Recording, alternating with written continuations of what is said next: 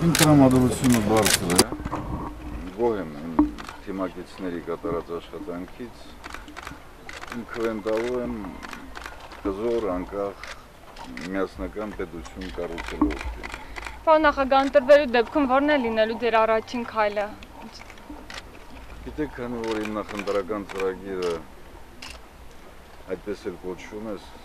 շարունակենք սկսած հանուն Արցախի, ես փորձելու եմ իմ գործընկերների հետ շարունակել այդ աշխատանքները։ 5 տարի հետո ինչպիսի Արցախ եմ սպասում։ Բարեկեցիկ, բարգավաճ, գեղեցիկ Արցախ։ Պարոն նախագահ, այսօր ինչ կնախտենք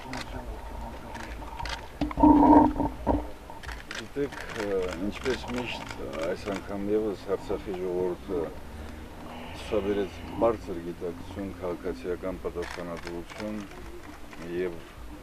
այդ ցուցաբերած կեցվածքը ապացույցն է, որ մեր ընտրած ուղին ճիշտ է եւ նման ժողովրդի հետ մենք ի վիճակի ենք լինելու կառուցել ավելի զարգացած։